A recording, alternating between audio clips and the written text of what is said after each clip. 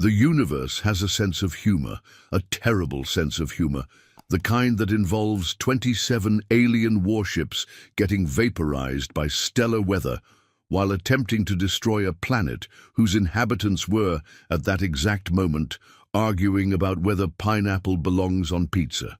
But we're getting ahead of ourselves. Let's start with the Vrexilians, a species so bureaucratically obsessed that they required 17 different permits just to sneeze in public. Their homeworld, Bureaucratos Prime, was a monument to red tape, where every building was a filing cabinet and every citizen carried at least 43 forms of identification. Admiral Quibblethonk Grimblesnatch sat in his ergonomically approved command cushion, reviewing the day's paperwork with the enthusiasm of a sloth performing calculus.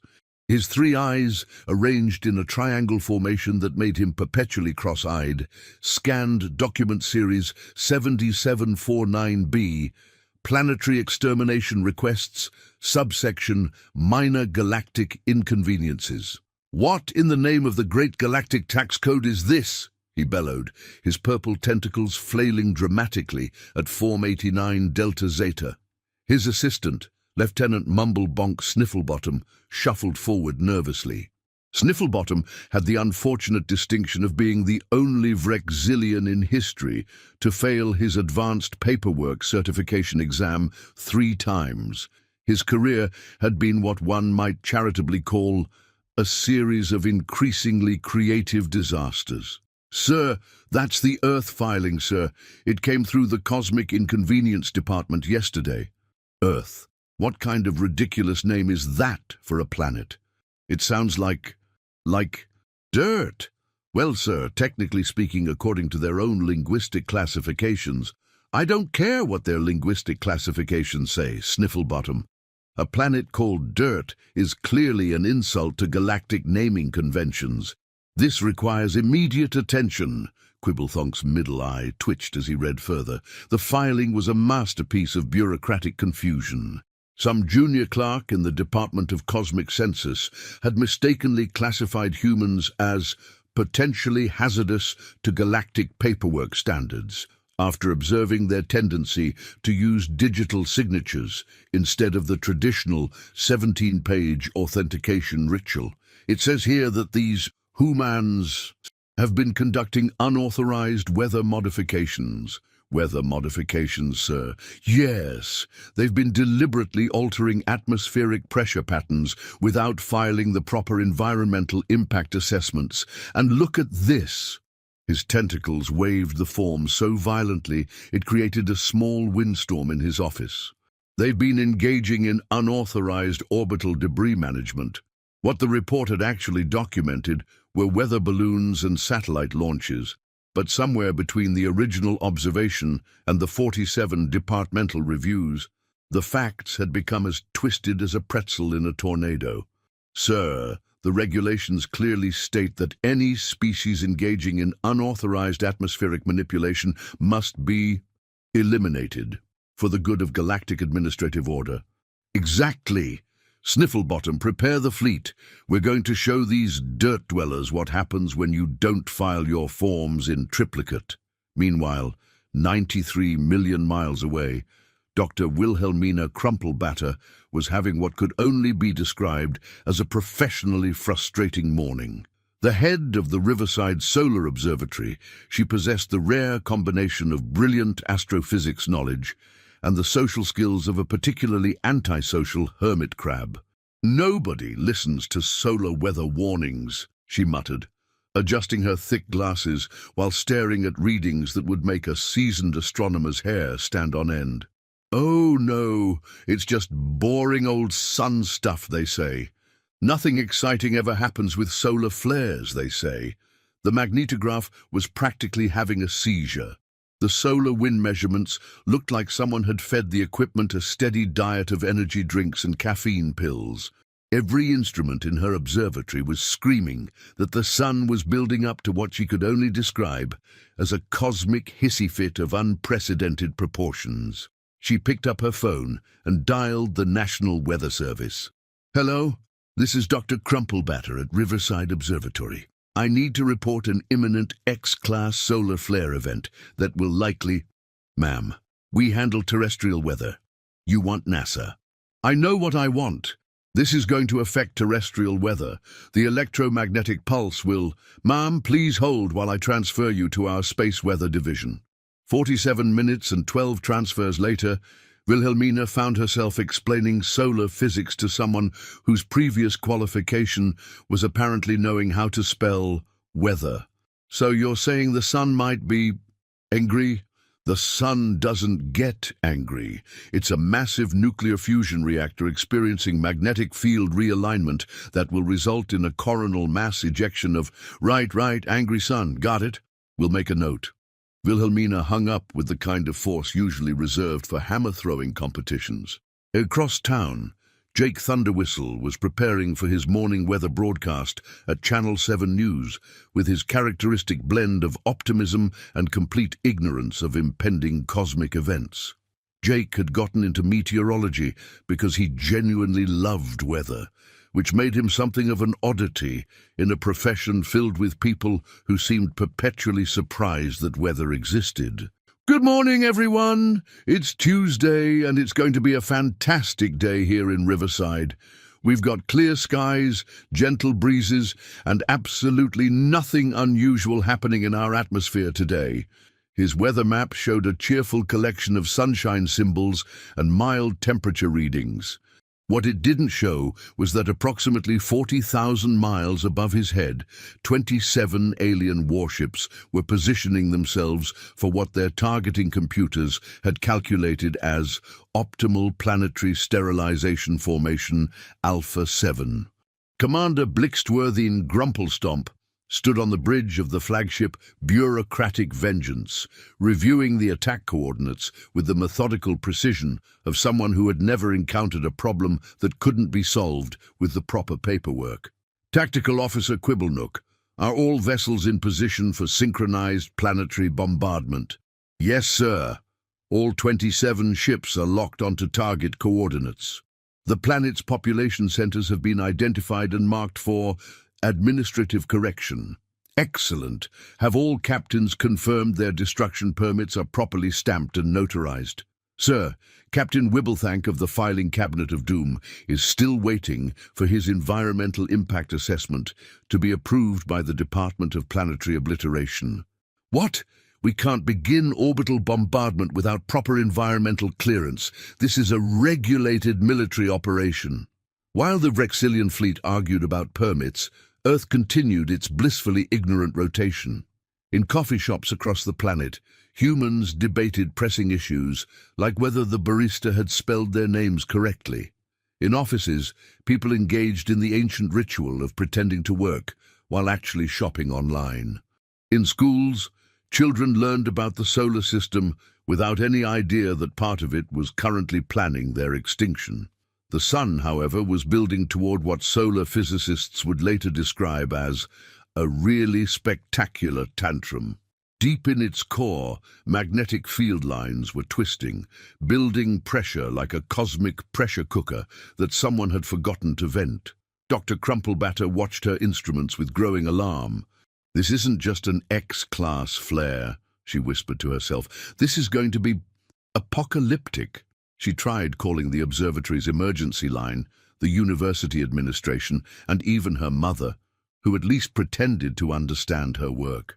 Nobody seemed to grasp that the sun was about to sneeze with the force of several billion nuclear weapons. High above, Commander Grumplestomp finally received confirmation that all paperwork was in order. All vessels, this is Bureaucratic Vengeance. Commence planetary bombardment in T-minus 60 seconds. Remember, aim for maximum administrative efficiency. The targeting systems hummed to life, energy weapons charged with the power to crack continents. 27 ships prepared to unleash destruction that would make volcanic eruptions look like gentle summer breezes. 59 seconds. Jake Thunderwhistle was mid-forecast, gesturing enthusiastically at a weather map that showed absolutely nothing unusual. And looking ahead to tomorrow, folks, we can expect more of this beautiful clear weather, not a cloud in the sky. 58 seconds. Dr. Crumplebatter's magnetograph readings went completely insane. "Oh my God!" she shrieked at her empty observatory. "It's happening now!" 57 seconds. Commander Grumplestomp raised his primary appendage dramatically. "For the glory of proper administrative procedures." 56 seconds. The sun decided it had had quite enough of containing its magnetic field problems and let loose with what can only be described as the cosmic equivalent of a sneeze that could be seen from neighboring star systems. The coronal mass ejection erupted from the sun's surface with the fury of 1,000,000,000,000 hurricanes having a collective nervous breakdown. Charged particles and electromagnetic radiation swept outward at speeds that made light look leisurely. 55 seconds. The first wave of the solar storm hit the Vrexilian fleet like a cosmic fly swatter, meeting a particularly annoying collection of space mosquitoes. "Sir!" screamed Tactical Officer Quibblenok, watching his instruments explode in showers of sparks.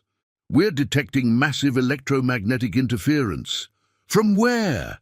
There's nothing on our sensors except that boring yellow star." "The star, sir!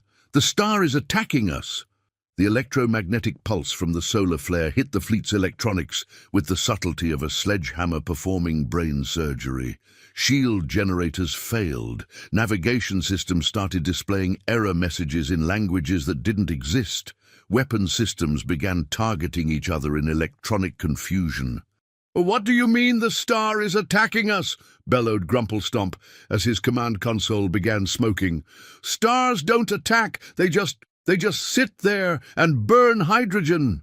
"Sir, our shields are down, engines are offline. The coffee machine in the mess hall is somehow now controlling our life support systems." The solar storm swept through the fleet like cosmic vindication for every science fiction movie that had ever portrayed space battles. Ships that had traveled across the galaxy to destroy Earth found themselves utterly helpless against weather that happened every few years. The bureaucratic vengeance began spinning slowly as its navigation system decided that down was actually sideways, and sideways was probably a philosophical concept anyway. The filing cabinet of doom started broadcasting elevator music on all frequencies, while its weapon systems attempted to surrender to a nearby asteroid. On Earth, Dr. Crumplebatter watched her instruments register the most spectacular solar storm in recorded history. Her phone rang. "Hello? Dr. Crumplebatter? This is the National Weather Service. We're getting reports of radio interference. Is everything normal with the sun?" She looked at readings that suggested the sun had just performed the electromagnetic equivalent of shouting "surprise" at the top of its nuclear lungs. Normal. The sun just produced a coronal mass ejection that's going to knock out satellites, disrupt power grids, and probably make the northern lights visible from the equator. So, not normal? Not normal. 27 alien warships, which had traveled thousands of light years to demonstrate the superiority of proper bureaucratic procedures, found themselves completely at the mercy of stellar weather patterns. Commander Grumplestomp watched helplessly as his bridge filled with smoke, sparks, and the increasingly hysterical laughter of his tactical officer, who had apparently snapped under the stress of being defeated by atmospheric phenomena. "Sir?" gasped Lieutenant Snifflebottom, crawling across the deck as gravity systems fluctuated wildly. "The entire fleet is doomed." "We can't be doomed. We've filled out all the proper forms. We have permits." The solar storm didn't care about permits. It swept through the fleet with the inexorable force of natural law, frying every electronic system more advanced than a toaster. Ships that had been moments away from destroying Earth began breaking apart as their own structural integrity systems turned against them. The administrative nightmare collided with the properly filed complaint, creating a spectacular explosion that briefly formed the shape of a question mark against the starfield. The bureaucratic oversight attempted an emergency landing on the moon and instead crashed into its own escape pods. Within minutes, the entire Vrexilian invasion fleet had been reduced to debris, electromagnetic pulses, and one very confused escape pod that was somehow broadcasting a loop of Commander Grumplestomp screaming about incomplete environmental impact assessments. On Earth, life continued with the blissful ignorance that characterizes most of human existence. The solar storm caused some radio static, made a few satellites hiccup, and produced aurora displays that had photographers scrambling for their cameras. Jake Thunderwhistle finished his weather report with characteristic enthusiasm. And that's your Tuesday forecast, folks. Clear skies, mild temperatures, and absolutely nothing extraordinary happening in our neighborhood today. The debris from 27 alien warships burned up in Earth's atmosphere like meteors, creating what astronomers would later catalogue as an unusually spectacular but perfectly natural meteor shower. Dr. Crumplebatter spent the day fielding calls from confused radio operators and trying to explain to journalists that solar storms were normal stellar behavior, not signs of cosmic anger. Her 15 minutes of fame consisted mostly of people asking if the sun was going to explode. 3 days later, on the other side of the galaxy, Admiral Quibblethonk Grimblesnatch received a communication that would haunt his nightmares for the rest of his bureaucratically extended life. The message, transmitted from the single surviving Vrexilian probe that had been observing from a safe distance, was brief. Entire fleet destroyed by stellar weather. Planet Earth appears to be protected by weaponized star. Recommend immediate reclassification as Galactic Hazard Zone. Quibblethonk read the report 17 times, each reading making less sense than the last. His 3 eyes developed individual nervous tics as he tried to process the information. Snifflebottom? Yes, sir. According to this report, our entire invasion fleet was destroyed by weather. Space weather, sir. It's apparently a thing. I know it's a thing, but it's not supposed to be an aggressive thing. Weather is supposed to be mild, occasionally inconvenient. It's not supposed to be militarily decisive. The implications were staggering. Somewhere in the galaxy was a planet whose local star apparently served as an active defense system. The Vrexilian military had encountered many strange phenomena during their expansion across the cosmos, but never a solar system that fought back using natural forces. Sir, what should we put in the official report? Quibblethonk stared at the message for a long moment. His career in the Vrexilian military had prepared him for many things: bureaucratic delays, administrative oversights, the occasional filing error that resulted in accidentally invading the wrong planet. It had not prepared him for being defeated by astronomy. Mark Earth as administratively inconvenient due to aggressive solar activity. Recommend all future operations in that sector include proper space weather insurance. Now, insurance, sir. Yes, if we're going to be defeated by stars, at least we can file the proper claims afterward. The report worked its way through the Vrexilian bureaucracy with typical efficiency, which is to say it took approximately 3 months and required 14 different stamps of approval.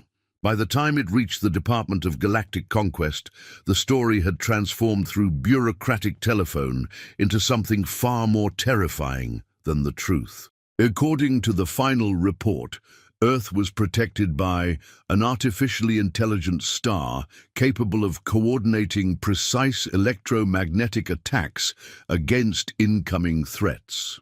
The planet's inhabitants were described as technologically advanced beings capable of weaponizing stellar phenomena for defensive purposes. Within a year, Earth had been reclassified from minor galactic inconvenience to existential threat to proper administrative order. Navigation charts throughout the galaxy began marking the Sol system with warnings like dangerous armed star and avoid inhabitants control stellar weather. Other alien civilizations reading these reports made their own logical conclusions. If the Vrexilians, with their superior technology and obsession with proper procedures, had been utterly destroyed by Earth's defenses, then clearly humans were a species to be avoided at all costs. The tentacled philosophers of Andromeda added Earth to their list of places where deep thinking might be hazardous to one's health. The crystalline merchants of the Outer Rim rerouted all shipping lanes to avoid the Sol system entirely. The gaseous beings of the Whirlpool Galaxy issued a formal statement declaring Earth incompatible with our fundamental molecular structure. Meanwhile, on Earth, Dr. Wilhelmina Krumplbatter published a paper titled Observations of Solar Flare Activity during the spring of 2024 in the Journal of Solar Terrestrial Physics. It received 14 citations and was read by approximately 47 people, none of whom realized they were reading the scientific documentation of humanity's accidental rise to galactic superpower status. Jake Thunderwhistle continued giving weather forecasts with undiminished enthusiasm, occasionally mentioning that space weather was a real thing that scientists studied. His viewers nodded politely and continued to worry about whether it would rain on their weekend barbecues.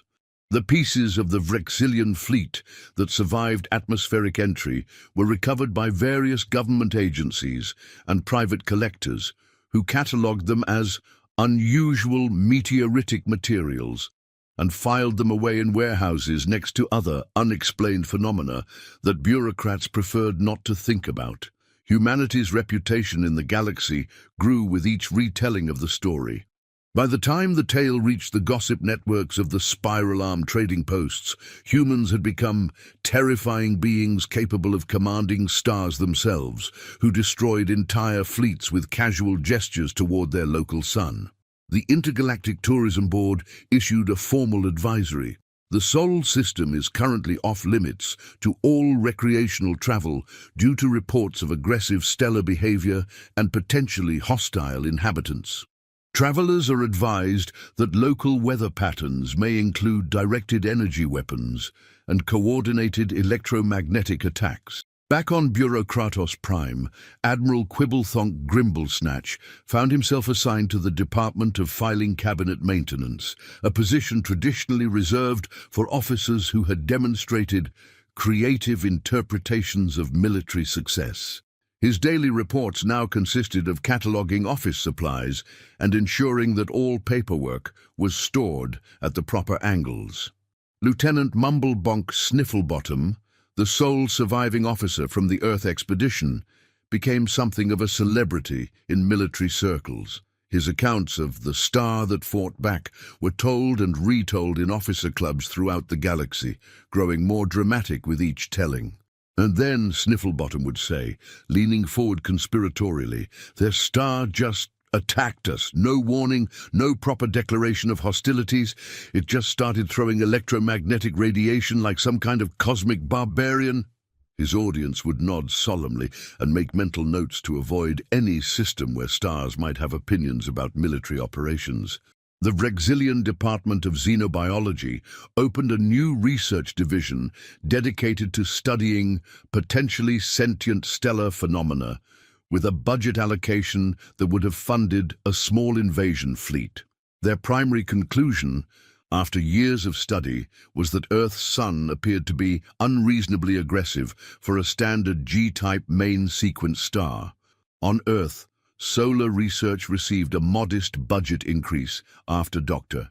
Krumplbatter's successful prediction of the solar storm, though the connection between her work and the mysterious meteor shower that followed was never officially recognized. She used the funding to upgrade her instruments and continued monitoring the sun's activity with the dedicated enthusiasm of someone who truly understood that stars were not to be taken lightly. The sun, for its part, continued its normal stellar behavior, completely unaware that it had become the most feared weapon system in the galaxy. It fused hydrogen, generated solar wind, and occasionally threw magnetic tantrums, as stars do. If it had been capable of conscious thought, it might have been amused to learn that its routine maintenance procedures had accidentally established Earth as a galactic no-fly zone. Years passed. Earth's accidental reputation as a militarily untouchable world spread throughout the galaxy. Trade routes were rerouted, exploration missions were redirected. Tourist ships developed strict policies about maintaining safe distances from any system containing weaponized stellar bodies. The irony was perfect in its completeness. Humanity had achieved galactic security not through advanced technology, military prowess, or diplomatic brilliance, but through the sheer coincidental timing of space weather. Earth had become invincible by accident, feared throughout the cosmos for weapons they didn't know they possessed, defended by a star that was just doing what stars normally do. Dr.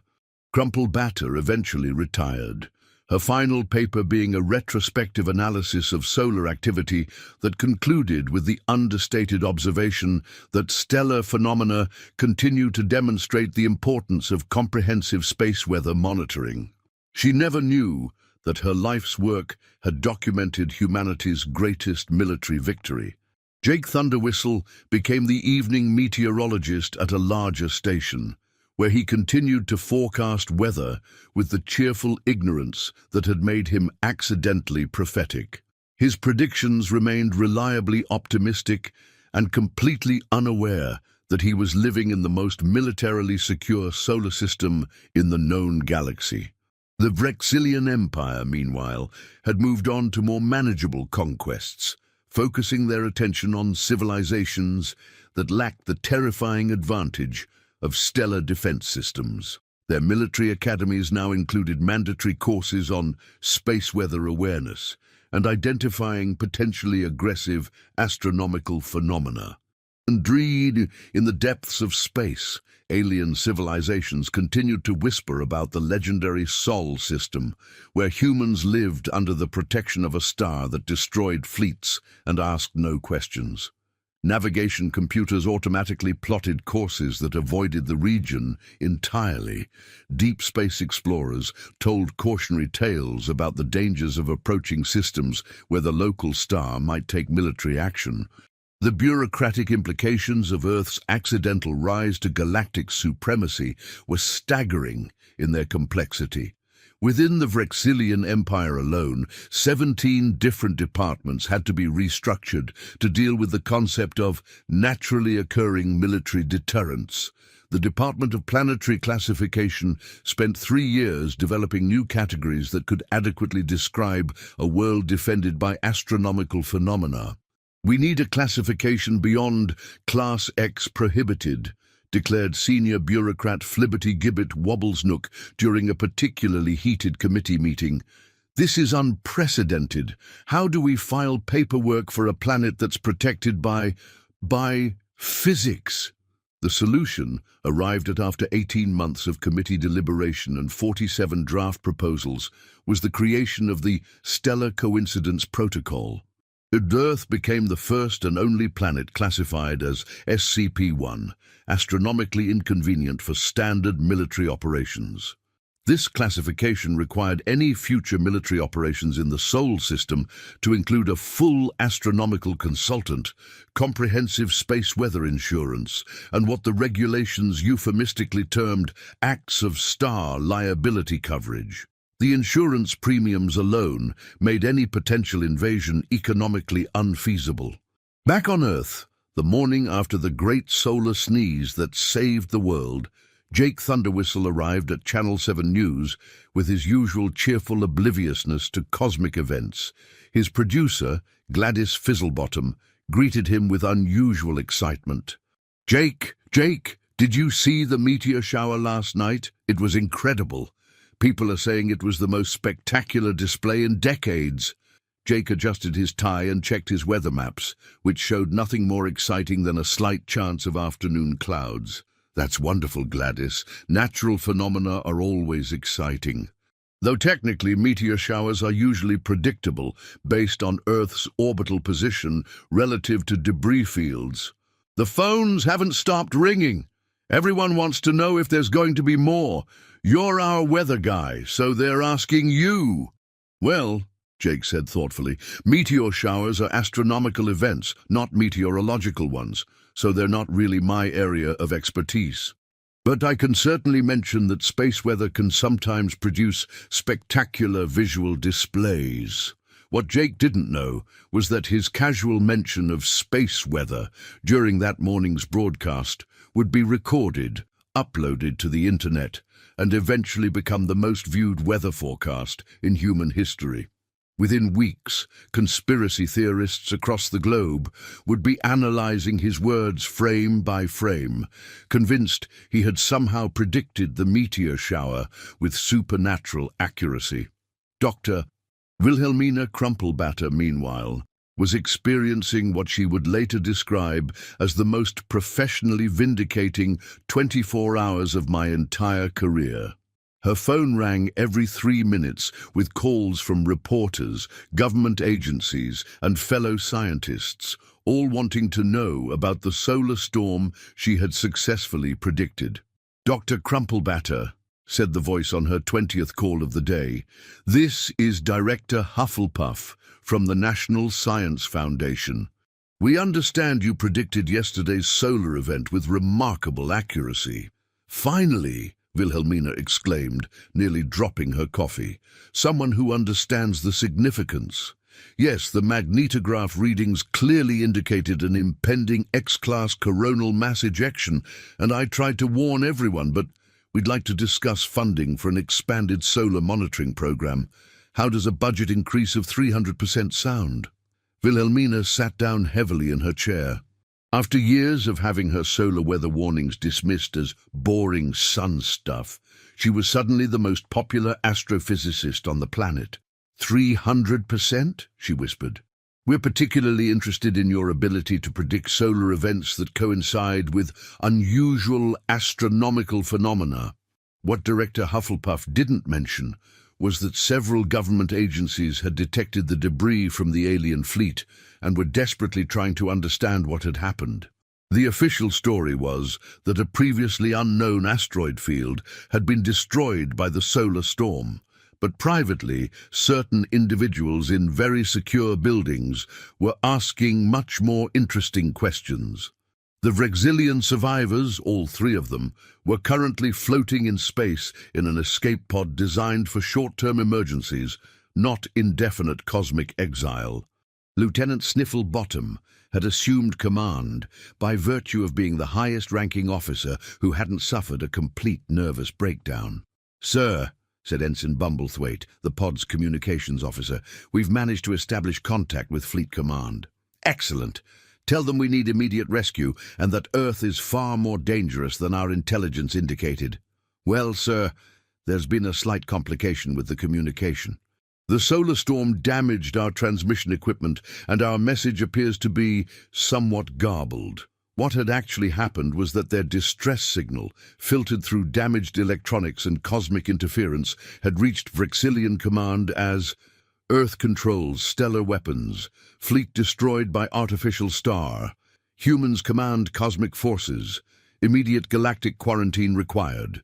This message caused something approaching panic in the upper echelons of Vrexilian military command. Within hours, Emergency Protocol 47B was activated. Complete strategic withdrawal from sectors containing hostile stellar phenomena.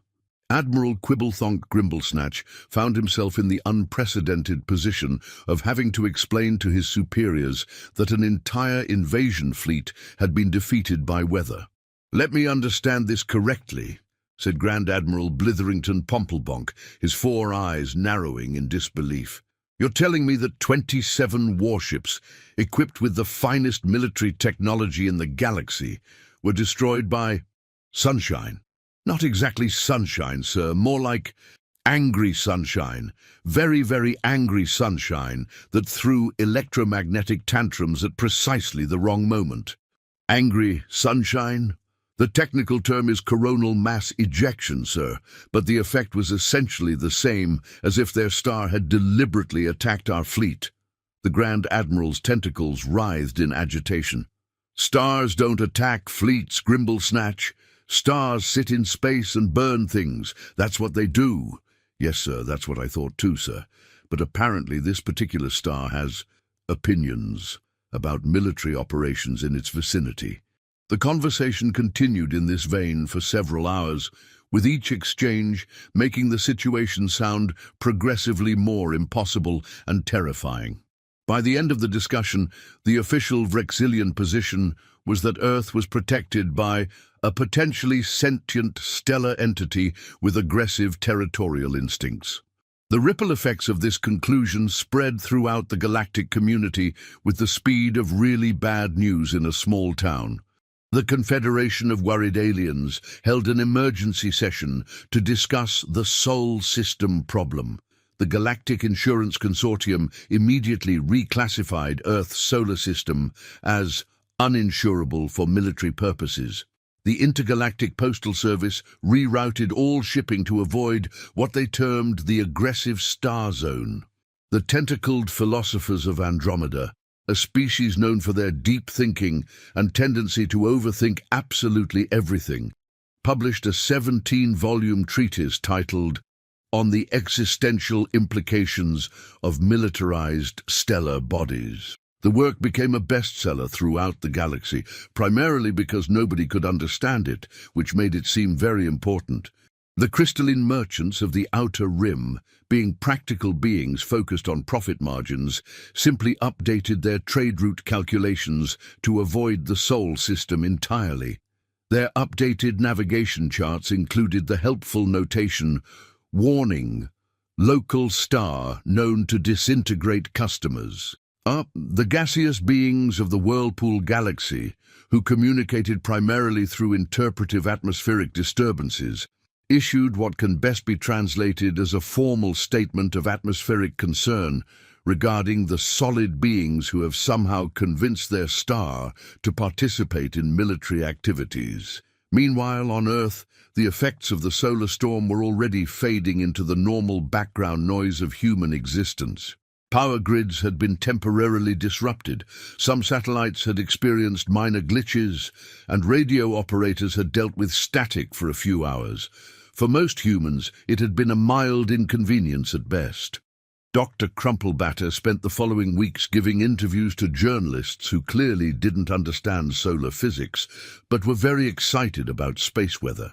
Her explanations of magnetic field realignment and charged particle interactions were invariably translated in news reports as "the sun got angry and threw fire at space." Jake Thunderwhistle found himself something of a local celebrity. After his weather forecast had apparently predicted the meteor shower, he handled the attention with characteristic modesty and genuine confusion. "I really don't understand why everyone's making such a big deal about this," he told a reporter from the Riverside Gazette. "I just mentioned that space weather can cause visual phenomena. It's not like I predicted anything specific." The reporter, who had absolutely no understanding of meteorology or astronomy, nodded sagely and wrote down, "Local weatherman admits to receiving mysterious cosmic knowledge." Within a month, Jake Thunderwhistle had become the subject of 3 different conspiracy theories, 2 documentary proposals, and 1 marriage proposal from someone who claimed to be an alien disguised as a housewife from Ohio. The alien debris that had burned up in Earth's atmosphere was analyzed by various government agencies, all of which reached the same conclusion. It appeared to be artificial, but the materials were unlike anything in Earth's periodic table. The official explanation was that it was probably space junk from old satellites that had undergone unusual chemical changes due to solar radiation. This explanation satisfied approximately nobody, but since nobody could come up with a better one that didn't involve aliens, it was filed away in the same mental category as unexplained phenomena that we don't talk about at dinner parties. Dr. Randolph Snickerbottom, a theoretical physicist at the university, became fascinated by the unusual properties of the debris samples. His analysis suggested that the materials had been subjected to electromagnetic fields far more intense than anything Earth technology could produce. "These alloys," he muttered to himself while examining spectral analysis data, "appear to have been created using manufacturing techniques that shouldn't be possible with our current understanding of metallurgy." He published a paper titled Anomalous Material Properties in Recent Meteoritic Samples in the Journal of Inexplicable Physics. The paper was read by 14 people, cited by 3, and completely ignored by everyone with the authority to do anything about its implications. Back in space, the 3 Vrexillian survivors were discovered by a passing garbage scow from the Interstellar Waste Management Consortium. The rescue was complicated by the fact that their escape pod had been broadcasting elevator music on all frequencies for 6 days, and the garbage scow's crew initially assumed they were some sort of cosmic practical joke. Lieutenant Snifflebottom's debriefing upon his return to Vrexillian space became legendary in military circles throughout the galaxy. His account of the battle, such as it was, included descriptions of ships being defeated by weaponized sunlight, navigation systems becoming philosophically confused, and weapons that surrendered to asteroids rather than fight the star. The official military report, heavily edited for clarity and sanity, concluded with the recommendation that the Sol system be designated as a restricted zone due to unpredictable stellar behavior and potentially hostile astronomical conditions. This report was forwarded to every major military organization in the galaxy, where it was filed under "Weird Stuff We Need to Avoid." The cumulative effect was that Earth became the first planet in galactic history to achieve perfect military security through a complete lack of military capability. The Galactic Tourism Board, always eager to capitalize on unusual phenomena, initially considered adding Earth to their extreme adventure destinations catalog. The marketing potential was obvious. Visit the only planet defended by its own star. Experience the thrill of potentially lethal solar weather. However, after consulting with their legal department, the insurance underwriters, and a panel of experts in tourist safety in militarized star systems, they decided that Earth presented what their lawyers termed an unacceptable liability exposure scenario. The final tourism advisory read, "The Sol system has been permanently removed from all recreational travel itineraries due to reports of aggressive stellar behavior, unpredictable astronomical phenomena, and inhabitants who may or may not control cosmic forces. The Tourism Board does not provide coverage for injuries, disintegration, or existential crises resulting from encounters with weaponized stars." Dr. Wilhelmina Crumplebatter, meanwhile, was discovering that fame in the field of solar physics was a remarkably specific type of celebrity. She received fan mail from amateur astronomers, interview requests from science podcasts, and marriage proposals from people who found astrophysics really hot. Her favorite letter came from a 12-year-old girl named Penelope Wigglesworth. "Dear Doctor, Crumplebatter, thank you for predicting the angry sun. My teacher said you're like a weather person, but for space. That's so cool. When I grow up, I want to predict angry space things too." Wilhelmina framed the letter and hung it in her office, right next to her new plaque from the National Academy of Sciences, recognizing her outstanding contribution to space weather prediction and public safety. What she didn't know was that her successful prediction had triggered a classified government program called Project Stellar Guardian, which was attempting to determine whether Earth's solar protection was natural coincidence or something more systematically defensive. The project was headed by Dr. Cornelius Bafflebonk, a man whose previous claim to fame was proving that government coffee was, in fact, a form of slow-acting poison. His new assignment was to investigate whether the sun could be weaponized for planetary defense. "Gentlemen," Dr. Bafflebonk announced to his research team, "we need to determine if our star can be encouraged to repeat its performance against future threats." His team, consisting of 3 astrophysicists, 2 military advisors, and 1 very confused intern who had originally applied for a job in the cafeteria, stared at him in bewildered silence. "Sir," said Doctor, Millicent Fizzlebonk, the team's senior astrophysicist, are you asking us to figure out how to make the sun attack things? I'm asking you to investigate the feasibility of solar-based defense systems. The timing of yesterday's event was either the most extraordinary coincidence in human history or evidence of a natural defense mechanism we don't understand. Sir, with respect, the sun is a massive nuclear fusion reactor. It doesn't attack things. It just occasionally releases energy in ways that can interfere with electronics. Yes, but it did so at exactly the right moment to save Earth from whatever those objects were that burned up in our atmosphere. The classified nature of Project Stellar Guardian meant that Dr. Bafflebonk couldn't tell his team about the alien debris, the electromagnetic signatures that suggested advanced technology, or the fact that 17 different government agencies were quietly freaking out about the implications. Instead, he had to convince his team to research hypothetical solar weaponization based on theoretical threat scenarios, while pretending it was all perfectly normal scientific inquiry. Dr. Fizzlebonk spent the next 3 months writing reports that essentially concluded the sun will continue to do what the sun does, which is burn hydrogen and occasionally throw magnetic tantrums. We cannot control this process, nor would we want to, as any attempt to modify stellar behavior would likely result in the complete destruction of all life on Earth.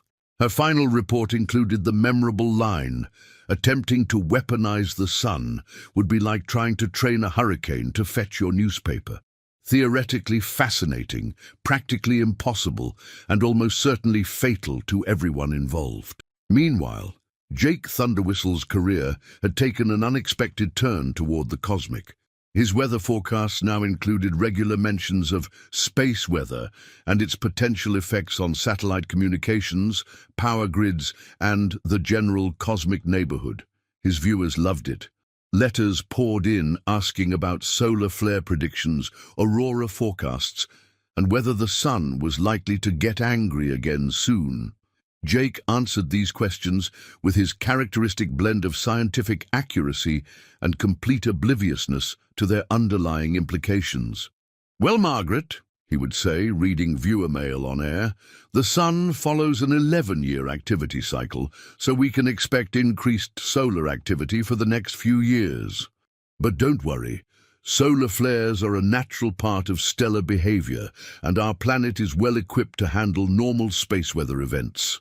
What Jake didn't realize was that his casual mentions of Earth being well-equipped to handle space weather were being recorded, translated, and distributed throughout the galaxy as evidence of humanity's advanced stellar defense capabilities. The Vrexilian Intelligence Services had assigned a team of 47 analysts to study every available piece of human communication about space weather, solar activity, and astronomical phenomena. Their reports painted a picture of a civilization that discussed stellar events with casual familiarity, suggesting generations of experience with space weather management. Lieutenant Snifflebottom, now promoted to captain despite having technically lost an entire fleet, became the Vrexilian military's leading expert on human stellar warfare capabilities. His briefings to new recruits included warnings about seemingly innocent weather forecasters who may actually be military commanders coordinating stellar attacks. "Remember," he would tell his trainees, "the humans discuss space weather the way we discuss traffic reports. This suggests a level of familiarity with stellar phenomena that can only come from extensive military application." The trainees would nod solemnly and make notes about avoiding any star system where the inhabitants seemed unusually knowledgeable about their local sun. Back on Earth, the summer following the great solar sneeze brought unusually spectacular aurora displays. Dr. Crumplebatter found herself giving public lectures about the Northern Lights to audiences who were convinced she possessed mystical knowledge about cosmic forces. "The aurora borealis," she would explain patiently, occurs when charged particles from solar wind interact with Earth's magnetic field, causing atmospheric gases to emit light at specific wavelengths. Her audiences would nod knowingly and whisper to each other about charged particles and electromagnetic fields, convinced they were learning about humanity's secret space weapons. The mayor of Riverside, seeing an opportunity for tourism, declared the town the official space weather capital of North America. Street signs were erected pointing toward the Solar Observatory District. The local Chamber of Commerce began selling T-shirts that read, "Riverside, where we predicted the cosmic event." Jake Thunderwhistle was invited to be the Grand Marshal of the annual Riverside Summer Festival, which was hastily renamed the Space Weather Awareness Celebration. He rode through town on a float decorated with cardboard representations of the solar system, waving to crowds who cheered for the man who talks to the sun, Dr. Crumplebatter was asked to give the keynote address at the festival, which she titled Solar Activity and Its Effects on Terrestrial Systems. The audience of 3,000 people listened with rapt attention as she explained concepts like coronal mass ejections, magnetic reconnection, and heliospheric current sheets. What they heard was a brilliant scientist explaining humanity's sophisticated understanding of stellar warfare. What she was actually doing was giving a basic astronomy lecture to people who kept asking if the sun was likely to attack our enemies again. The festival concluded with a fireworks display that was, according to the local newspaper, a tribute to the cosmic forces that protect our planet. The fireworks were shaped like stars, planets, and what the pyrotechnician claimed were artistic representations of electromagnetic phenomena. Unknown to anyone at the festival, 3 different alien intelligence services were monitoring the event via intercepted television broadcasts. Their analysis concluded that the Space Weather Awareness Celebration was clearly a military demonstration disguised as a civilian festival, designed to show Earth's confidence in their stellar defense capabilities. The Vrexilian report noted, human celebration includes coordinated light displays simulating stellar phenomena, suggesting advanced understanding of electromagnetic warfare principles. Population appears enthusiastic about their star-based defense systems. The tentacled philosopher's analysis was more philosophical. The humans celebrate their relationship with their star as if it were a conscious ally. This suggests either advanced technology or a spiritual connection with cosmic forces that transcends our understanding of physics. The crystalline merchants simply updated their trade advisories. Local population celebrates astronomical phenomena with apparent military overtones. Recommend continued avoidance of all commercial activities in this sector. As autumn arrived, Earth settled into its new role as the galaxy's most accidentally intimidating planet. Government agencies quietly stockpiled the alien debris. Researchers published papers about unusual space weather patterns, and the general population remained blissfully unaware that they were living under the protection of the universe's most effective accidental defense system. Dr. Crumplebatter published her definitive study of the solar event in the Journal of Stellar Physics. The paper, titled Correlation Between Enhanced Solar Activity and Unusual Atmospheric Entry Events, became the most cited work in space weather research, though nobody could quite explain why it seemed so important. Jake Thunderwhistle continued giving weather forecasts that consistently mentioned space weather as a normal part of atmospheric science. His casual expertise on solar phenomena convinced alien intelligence analysts that Earth possessed a sophisticated early warning system for stellar events. The Sun, meanwhile, continued its normal stellar behavior, completely unaware that it had become the galaxy's most feared weapon. It fused hydrogen at a rate of 4 million tons per second, generated solar wind that streamed throughout the solar system, and occasionally released magnetic energy in spectacular displays of cosmic power. If the Sun had been capable of consciousness, It might have been amused to discover that its routine stellar maintenance had accidentally established Earth as the most militarily secure world in the galaxy. But the sun was not conscious. It was simply a star, doing what stars do, which turned out to be exactly what Earth needed. The irony was perfect. Humanity had achieved absolute galactic security, not through advanced technology, military strength, or diplomatic skill, but through the simple coincidence of living next to a star that occasionally sneezed at exactly the right moment. And so Earth continued its orbit around an ordinary yellow sun, protected by the most effective missile defense system in the known universe. A completely natural stellar phenomenon that happened to have perfect timing and no respect whatsoever for alien invasion schedules.